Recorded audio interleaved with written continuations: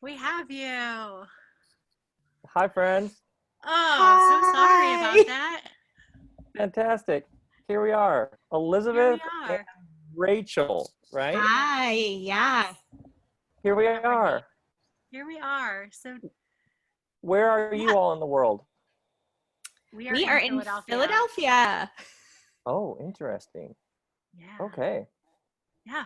I was just saying there's some street noise going on outside, but we'll just deal with it. Yeah.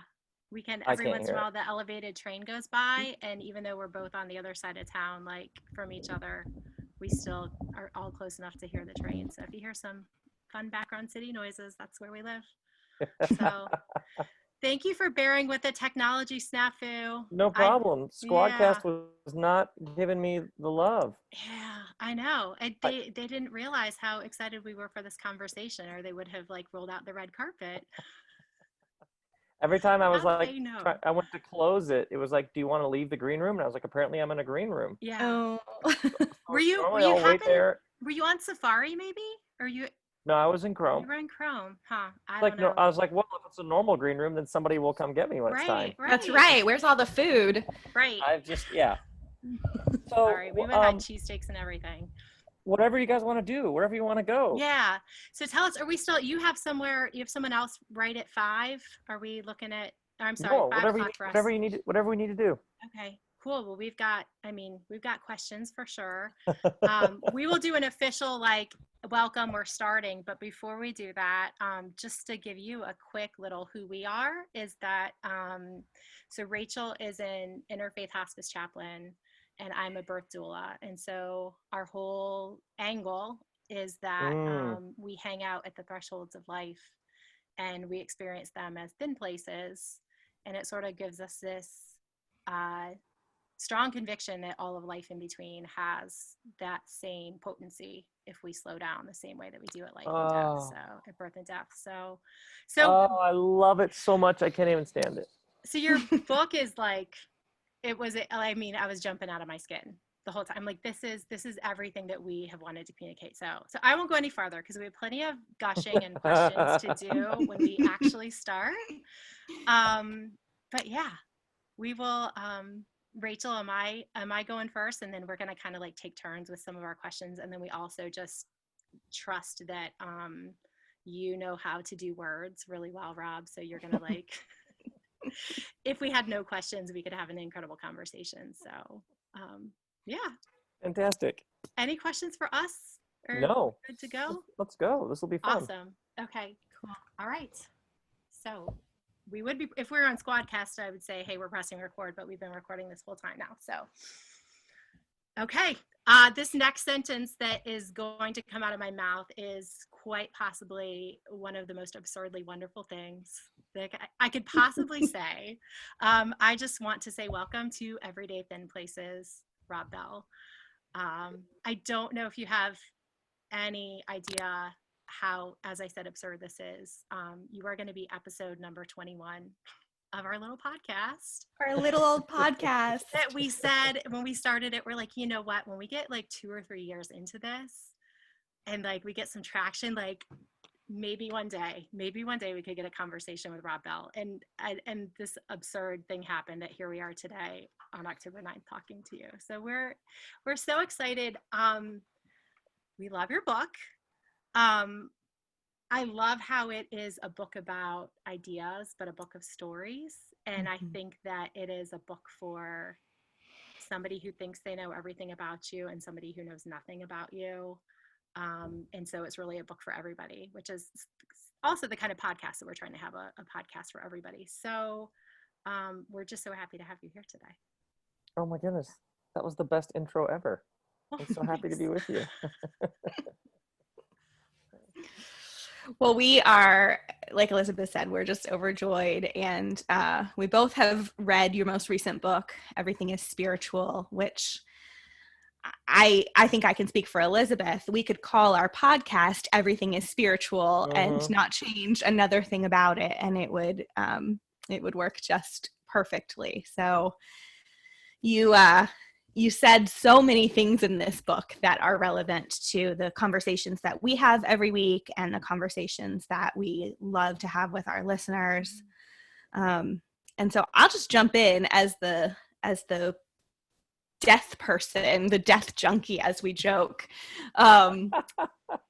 You did such a good job in the book of talking about your ancestry and your family history, and you shared about kind of the contrast between the deaths in your family, the men in your family, and the deaths that they had were contrasted with the way that your grandmother died.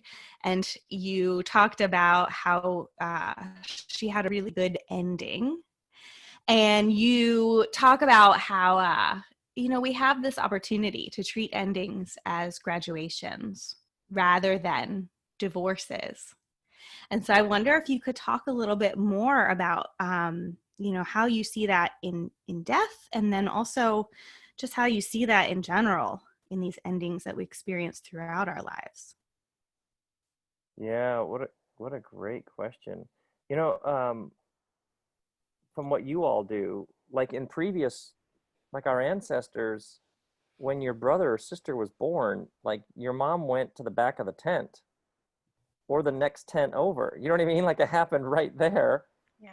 And then when your grandpa was going to die, he probably went to the back of the tent and laid down and got quiet. You know what I mean? Like it all happened. It all happened like right here. And so now we're so sophisticated and so advanced, and we have such amazing technology, but the comings and goings happen in like as you two know, they happen in other places with fluorescent lights and tile floors and recycled air. So these comings and goings that are the most natural for sure thing have become unnatural and foreign to people at some level. It's almost like there's this paradox at the heart of the human experience. Is the most natural stuff is like death is shocking, foreign, and anytime you push something down, any culture anywhere that represses or pushes it down, it'll just come up somewhere else. Yeah. You'll just end up with video games where everybody shoots each other or something. Who knows? Yeah. Imagine. So in some ways, what you all are doing, what I'm doing is reintroducing people to these primal rites of passage, and almost like taking the electrical charge out of them, taking the terror and the unfamiliar, the unknownness out of them. Death is central to creation. It's how the seasons work. It's how babies get created. It's death is not something. We're going to get to that. Oh, okay. Yeah, I'm jumping ahead with you. Already I'm jumping ahead with you.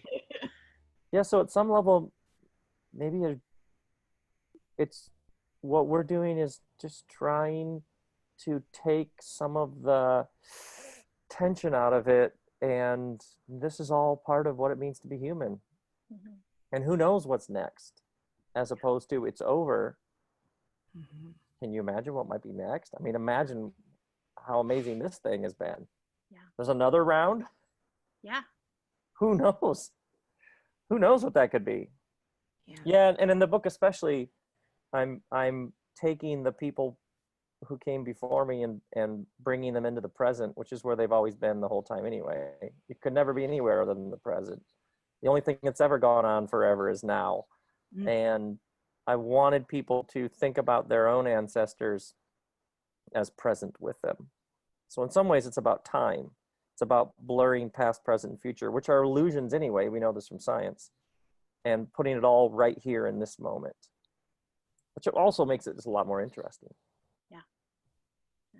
I like to the concept that you talk about in the book about how, death is not necessarily an event, right? It's like we're moving along, we're moving towards this thing, and it's not like death suddenly comes. Yeah. As difficult as it is for people to hear it, I will often say we're all dying. We're all in that process. And I just really appreciate the way that you pointed that out. Well, yeah, it's really interesting that you say that. The in Torah, the first 5 books of the Hebrew Scriptures, there's this amazing thing where Moses says to the people, "I put before you life and death." And most modern people, we hear, "I put before you life and death," means do this and you live, don't do this and you die. So life, and then in a linear fashion, after life, a mode called death. But in ancient Hebrew consciousness, life and death were 2 modes of being right here, right now. So you could be breathing, full respiratory function, blood pumping, a sentient, alive human being, and yet be dying. So as opposed to something that happens now and then something that happens later, and this for me was so helpful to think of living and dying as present realities. People say, this job is killing me. Oh my God, that conversation just sucked the life right out of me. Yeah, living and dying. This relationship I'm in is killing me. Yeah, okay.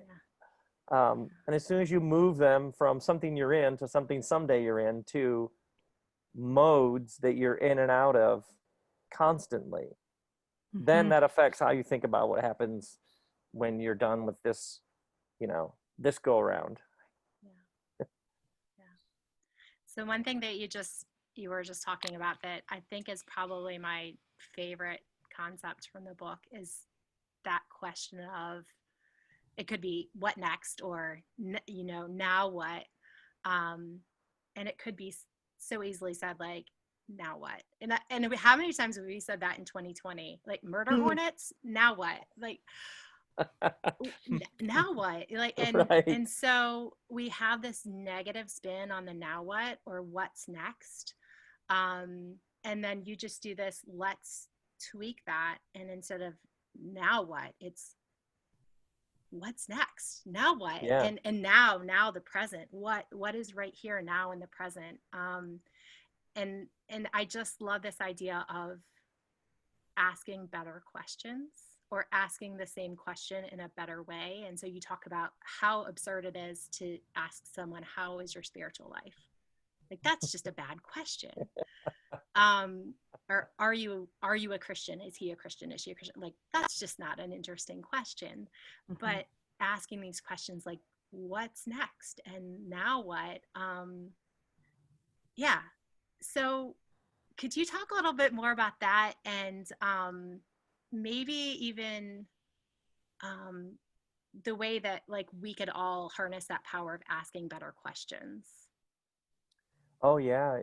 Well, how you name an experience profoundly shapes what the experience even is. And so oftentimes people, just by the way they're naming and talking about a particular thing, are already shaping it in all sorts of ways. I'm trying to think. I was talking to somebody recently who was like, well, and then I'll have to write that out. And you know how hard that is. Well, no. What if it's not?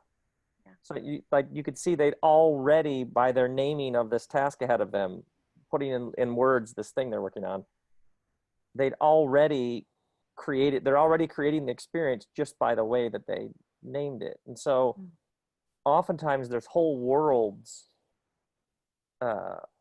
hidden within sentences. I met somebody recently who said, well, every generation needs to one up the generation before it, which sounds like, standard, like, good American wisdom or something. You want to do, I was like, oh, well, that's interesting. Let's just talk about that for a minute.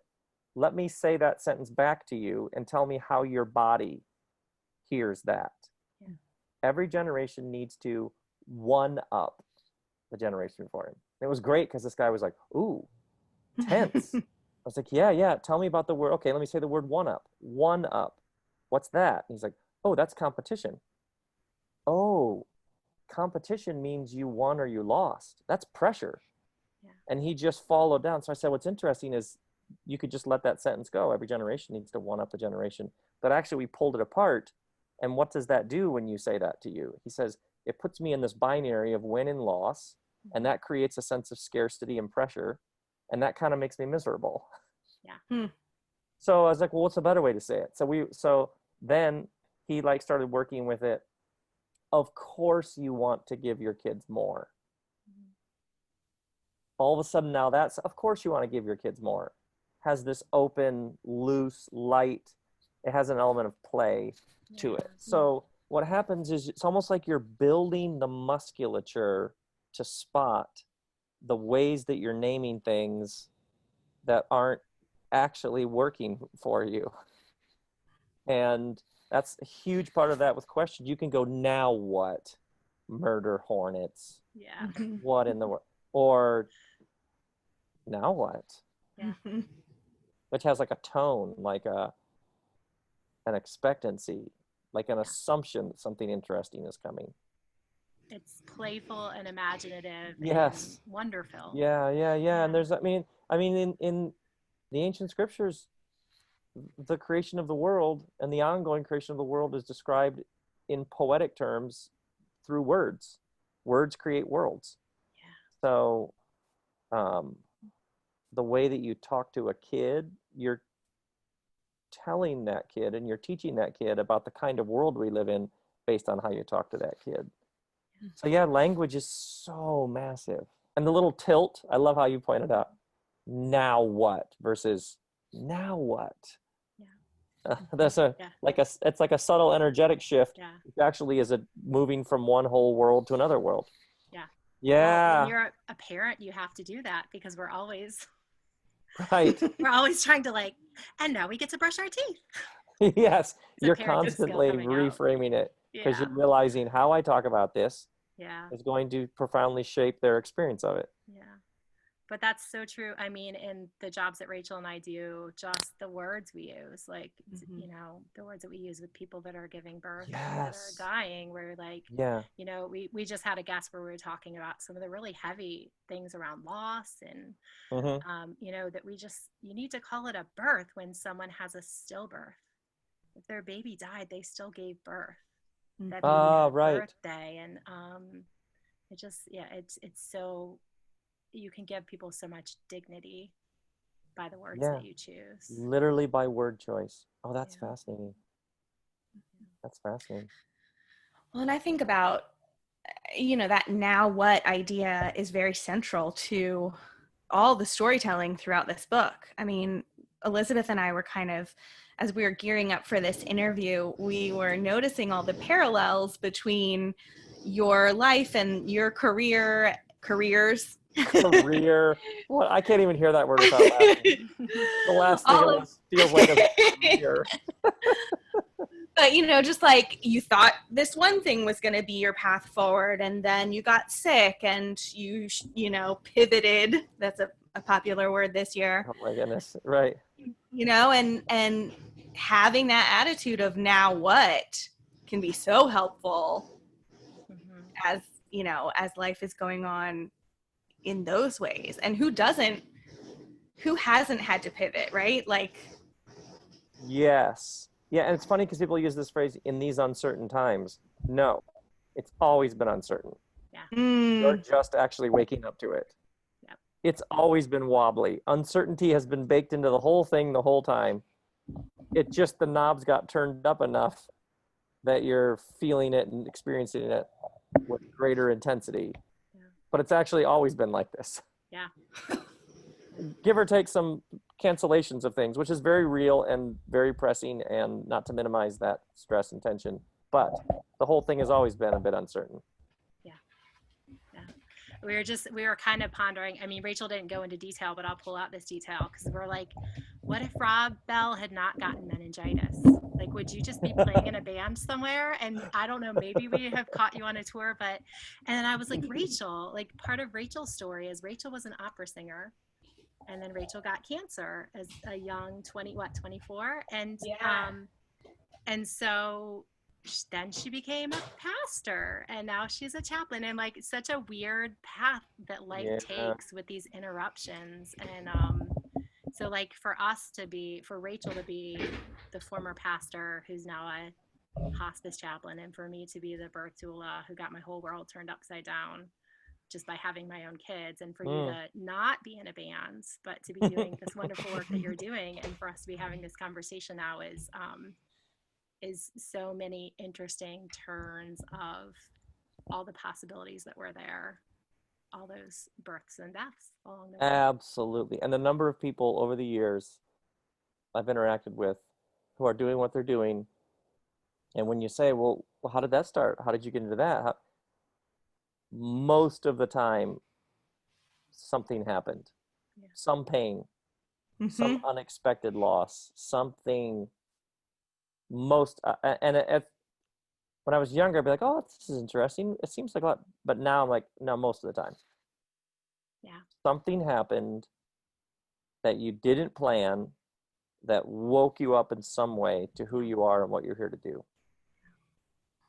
Well, I know, I don't know if this was in the book, but I know you talk about that sort of orientation, disorientation, reorientation. And you can just, when you get to that reorientation, you can really celebrate that disorientation that was not much fun when you're going through it. Right. Where would I be without that? Even though, even that feels counterintuitive to say. The number of people I've noticed about whatever they went through that was difficult, the word they want to use is grateful. It's on the tip of their tongue, but it feels so counterintuitive to be grateful for that. Yeah. And yet, if it wasn't for that, I wouldn't be here. Yeah, it's very strange how all this works. So I kind of said we were going to get to this because there's this this part of your book where I was listening to the audiobook, which means that other than if I had paid attention to how the time was running down, I might have known that we were near the end, but I'm picturing someone who has like the hard copy in their hand and they're like, there's only this many pages left. Like we're winding down. And like, you have like a pretty distinct quote too. Let me see if I can find where you say like, it's sort of like this nice wrap up of like, I figured out who I am. I'm Rob Bell. I create things. I help infect people with a sense of wonder, like tidy bow. And then you're like, but hold on, let's talk about human reproduction for Thank you. a second. Oh my goodness.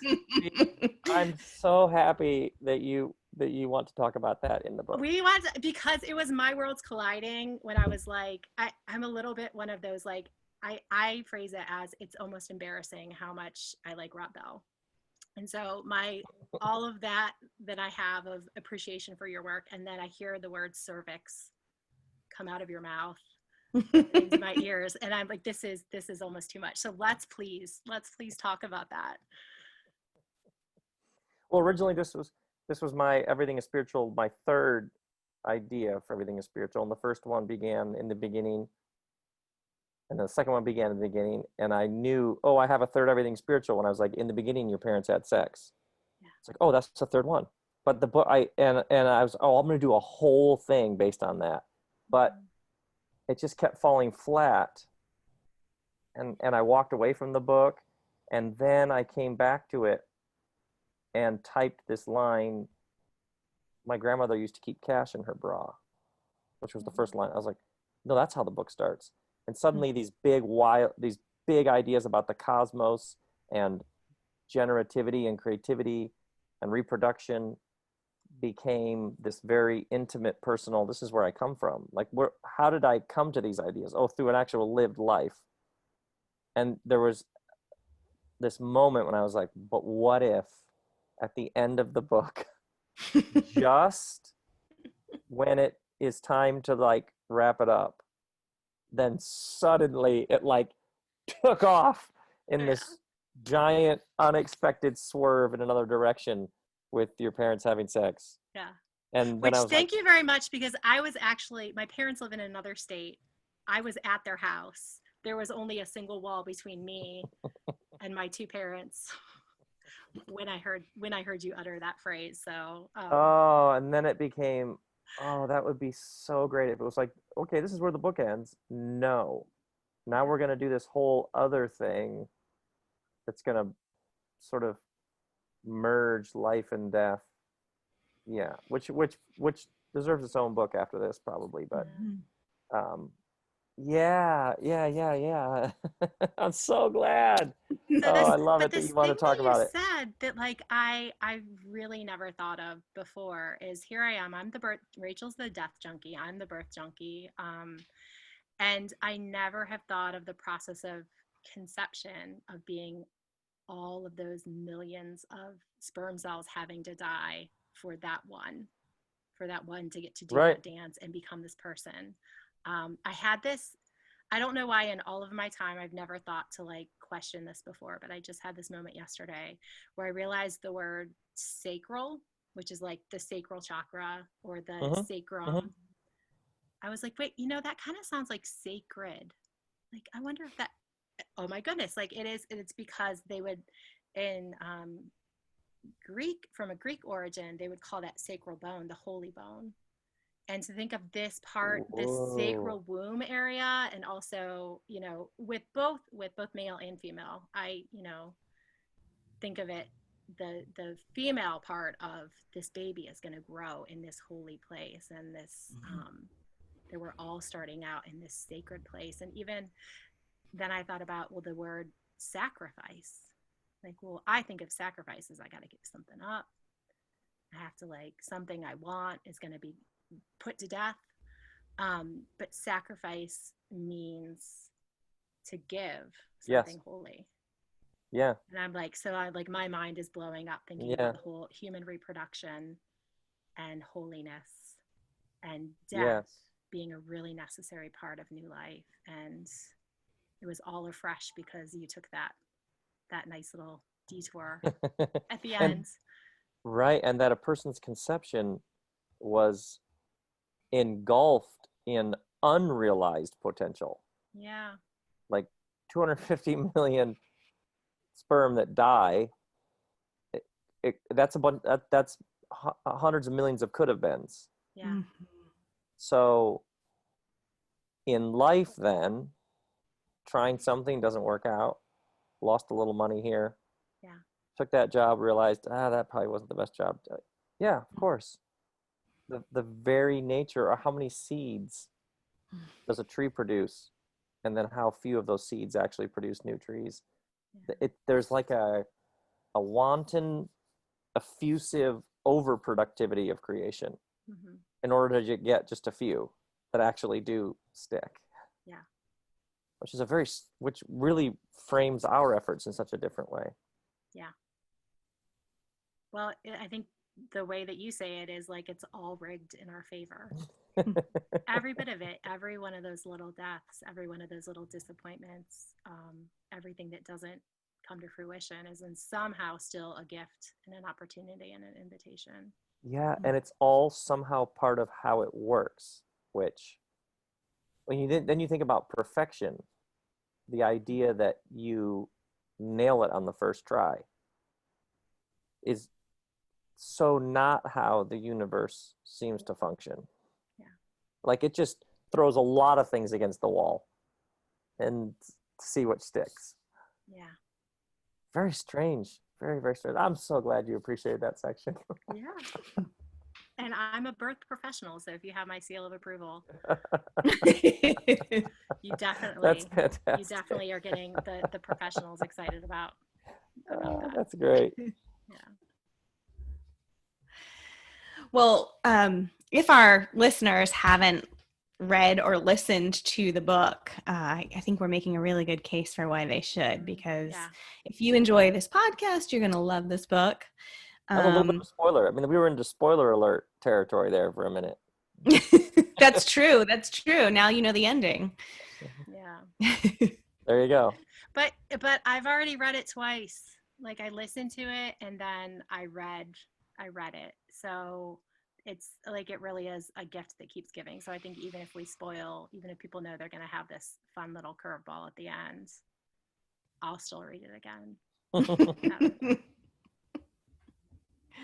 Well, and I think, like we talked about, yes, we are living in what everyone's referring to as unprecedented times, but all of life, right? Like we are thrown curveballs throughout our lives, and we have to ask, now what? Now what? Over and over and over again. But particularly right now, people are probably looking for now what in a more collective way than ever. It does feel like we're drawn together by the challenges that we are facing collectively. And so I'm just curious to know from you, where are you finding hope these days? What are you seeing as the now what in your world right now? My wife Kristen and I talk about apocalyptic hope. So like the looting a couple months ago came like 8 houses from us, and like they just like destroyed the stores right out there on the street, like just wrecked them. And so everything's boarded up out there. So it feels, the word that people use is apocalyptic. But the word apocalypse actually means to reveal or disclose. So when people talk about this very apocalyptic, what people mean in our world is an ending, like a whole thing crashing and ending. But apocalypse technically means a revealing or a disclosing of the truth. So a number of these massive systems and institutions are not serving everybody well. I mean, healthcare, politics, economics, education, like a number of things that are here to serve us well aren't. There's a widening gap between rich and poor, like a massive widening gap. Like this system is skewed. So you can read these moments as an apocalypse, meaning it's over, what's happening, or the only way anything ever gets better is you have to have a full unmasking. You have to have a revealing and a disclosure. So literally in America, there is a political party that doesn't want more people to be voting. Because when more people vote, they lose. And this has always been like known, but now they're just saying it. Yeah. Which is maddening and infuriating, and you just want to like pull out all your hair. But we have to have it all get unmasked. Like you have to have it all disclosed in all of its ugliness and corruption and greed, so that you can actually you like have to rip the Band-Aid. You have to get all the way down to the base of the wound. Even you think about race, you have to go, we have to go all the way to the heart of the wound. So one of the ways to see these days is it's so painful and so tense and so disorienting. But if you look at the broad sweep of history, it's also how you get to the place where it's bad enough that there's imagination about, we need to really redo this in a whole new way. And what's fascinating to me, like my kids, the fact that everything wouldn't be arranged around caring for the earth in a sustainable way is just inconceivable to them. Or that politicians would receive massive amounts of money from corporations, and then we would call this a representative democracy. Like that's just like ridiculous. Or to my daughter, who recently announced, she's 11, she's a strong, independent woman. Dad, I'm a strong, independent woman. The idea that a woman wouldn't be able to do anything that a man can do in our world and be paid the same, like it's just inconceivable there would be some other way of arranging the world than that. So to everybody, I would say the thing that you're feeling, this is how it works. Otherwise, everything kind of just goes on the way it was. And yes, of course, it's off. I mean, even the lack of trust in media means everybody's talking about truth. This is a good thing that we're using the word truth, and people being concerned about truth is a good thing, even if it means massive distortions of truth. Suddenly people who didn't used to talk about truth are talking about truth. So it's we call it apocalyptic hope. It's hope, but it's a hope that goes through the center of all of the angst and upheaval and disruption. It's hope, but you get there honestly. You know what I mean? Yeah, I like that. It's apocalyptic hope. Those are the spaces that the two of us hang out. Yes. You know, the places that people think are scary or depressing, and we're like, no, like it is to be there when a baby takes their first breath, to like Oh, usher someone to right, where, you know, their right. family's around them and they're coming to a peaceful ending and ending well. Like, I mean, it does, it reveals. I always say, like, you find out who Yes, you really are, and you find out what's yes. important in those places. And so we're trying to like draw all of that power from those thresholds of life into, well, where do you see it every day? um, because so I'm on board, you know, whatever it takes, because I, you know, we see the power of what humans that are fully living are capable of, and it's Yeah. astounding. When I started out, I'm sure Rachel, well, Rachel, you're there all the time, but when I started out as a pastor and started doing funerals, I was like, wait a second. Unbelievable things happen at funerals. Mm-hmm. The number of times I would show up at the funeral home and the job was to help the family plan the service, and the family are all at each other's throats. Mm-hmm. And I'd be like, oh man, this was all under the surface and now it's coming out. Um, and everybody would be panicking. It would be like, no, you're getting it out. Like, it's been sitting there the whole time. It's been running the show anyway. You might as well get it Yeah. out in the open. But I saw more people have transcendent experiences at funerals. What Mm-hmm. am I doing with my life? What does this thing mean? What is going on here? Otherwise, the numbing devices, we have numbing devices of all shapes and sizes at our fingertips. You can just push the pain down and just skim across the surface. But man, at a funeral, no, but you have to sit there. If you're on your phone, it's rude. You have to sit there Yeah. and think about death. And I just watched, Mm-hmm. because I only think I would have been 25 when I started doing funerals. I didn't know anything. But I'd be like, what is this about a funeral that is so powerful and counterintuitive? Like, Yeah. yeah, you want to like wake up, you want an evolution of your consciousness, go to some funerals. Hmm. It's like a conveyor belt. You Yeah. will be in a new space Yeah. fast. Yeah. Mhm. I feel like the in between, I just have this thought that like all that power of birth, all that power of death, like Yep. the only place that I think I've experienced anything like that in the middle is not in church, it's in AA meetings. Ah, sure. Yeah. Because those are like the rawest, most Yes. honest places of Yes. the same way that you're just not trying to be something that you're not when you're in the middle of labor or when you're devastated by the loss. Right. That's where Right. AA is like, it's a pretty great place to experience that. Yeah, when I after one of my first sermons, around the same time, a man came up to me and he said, "You should go to AA." And I said, "I'm not aware that I have a problem with Right. alcohol." And he was like, "No, no, no." He said, "Everything you need to know about being a pastor, you'll learn at AA meetings. So just Mm-hmm. Yeah. when it comes to you, say that your name is Rob and that you'll pass." So I started going to these AA meetings, literally like church basement, bad coffee, uncomfortable Mhm. metal chair. Like, they committed to the bit. It was exactly how it was supposed to be. But it took me a number of meetings I was like, what is this? I can't figure this thing in the air. It's like I could grab it, but I didn't know what it was. It's exactly what you said, Elizabeth.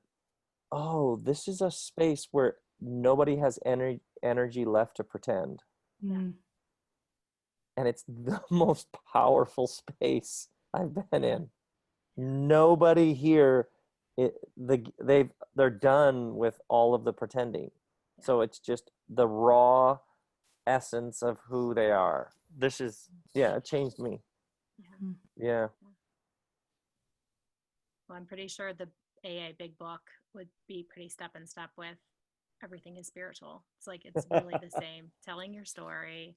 There is Yeah. no, you know, you do a fearless searching inventory Oh my through goodness. AA, and that's, you know, and it's just you get So true. the same good, wonder filled life out of it. Yeah. Yeah, there's this writing the book, like there's a line in the book, I felt so much shame. And I remember typing it and being like, that's not a Rob Bell sentence. That's so boring. It's just like I felt shame, period. Goo. I was like, no, no, no, no. The gift of the book was it's like it just kept saying, just tell what happened, tell how it felt, tell what you learned, then tell the next thing that happened, Hmm. tell what it felt like, tell what you learned. Like, don't dress it up. Yeah. Don't open your heart. I kept, what opens the heart? What opens the heart? If you do, it just kept coming. It was like that was the mantra. Just tell them, just trust that the story has enough power. Story will do its own. Just let it do it. Let's do it thing. You were taking yourself through spiritual direction. Absolutely. Yeah. Absolutely. Yeah. Well, I mean, I'm convinced, I'm sold as far as just really appreciating the things that you have to offer based on the questions you've asked and the story that you've experienced, the stories that you share. And there's this little odd phenomenon that I'm going to poke a little bit with this because I have these times where I'm like, somebody's asking for a resource or I'm sharing something and I'm like, I'm gonna be like, Rob Bell has this. And I have this little bit, I almost need to apologize for the fact that you are a straight, white, cisgendered, able-bodied, financially secure, Yes. educated person. And Right. so people could be like, oh, sure, Rob Bell can say everything is spiritual, but here I am. I don't think your book lets people out of that. I think that it really, really does speak to everyone. But I'd be curious, like, what your response is to that and how you feel about sort of where life has landed you. I mean, you're in California. I mean, I know you have wildfires and all that, but I would say, you know who my teachers have been? Everybody, everywhere who found themselves with an ache or a limp or the boot of something oppressive on their neck. Yeah, I right now, if you're me, this is, this is, but a couple of friends, um, true equality is not then that is that everybody gets to speak. Yeah. So if you just raise up certain voices and then shut everybody else up, then you've just created another thing that isn't going to work. And the real invitation to expansion is to look far enough inside of yourself that you find everybody else. And you look far enough inside everybody else that you find yourself. And that polarization, specifically political polarization, is the inability to see yourself in someone else. So all I can do is tell what it's like to be me, and I'm very well aware of all of the privileges come with that.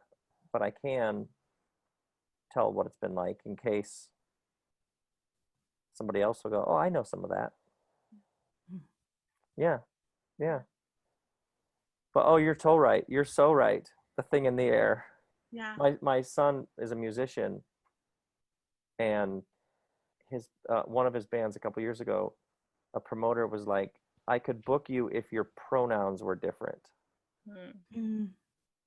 So it's funny to watch my kids with like not only the power of the thing in the air, but then the silliness.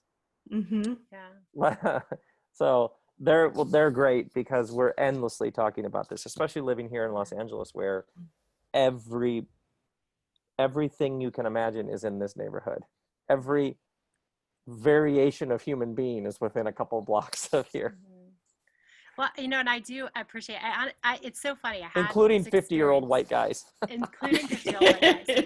But it was surreal that I think that again I was listening to the audiobook. So I'm driving down the road and I don't remember what really beautiful picture you had just painted.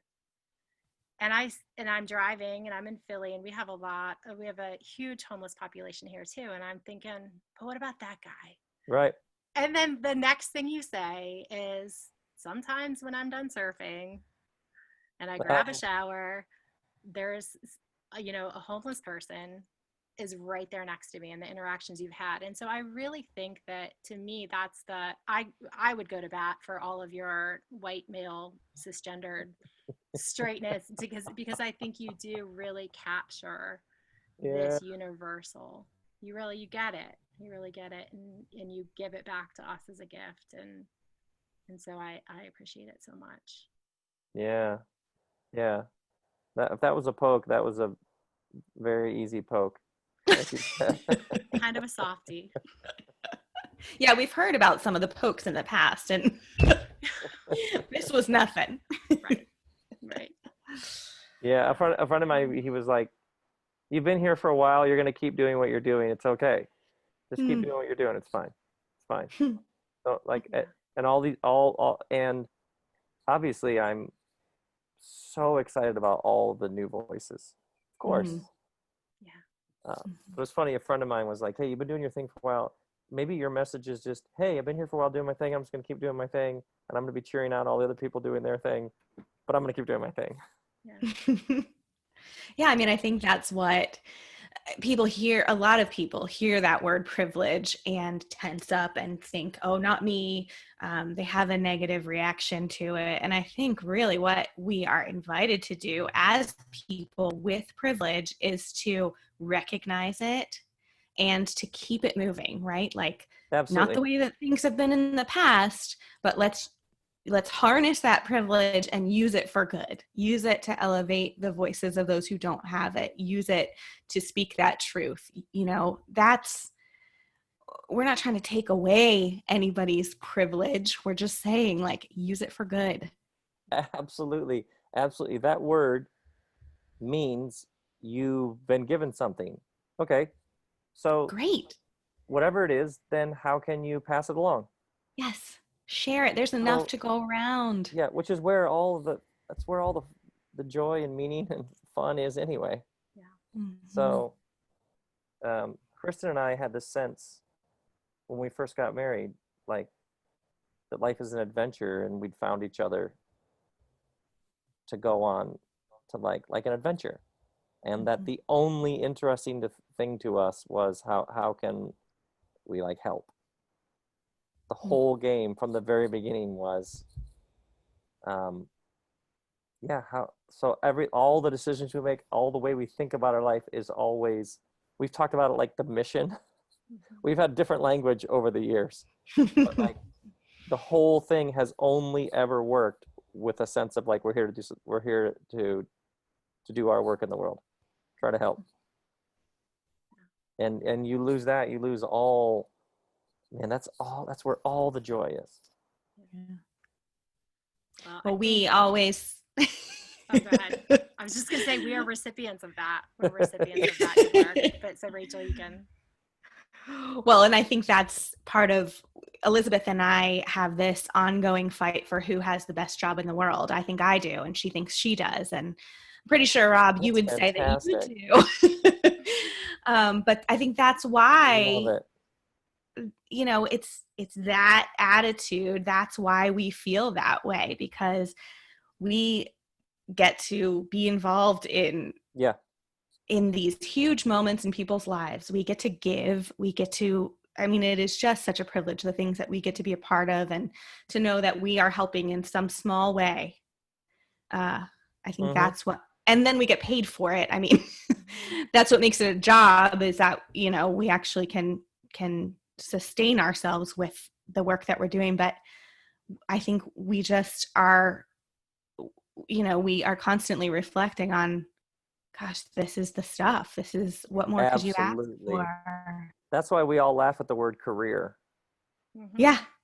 Like there was a plan you're working. Right. Or like there was a thing you were climbing. Like I think or even the idea that you're measuring yourself against some like thing that you know what I mean? Like some metric or what?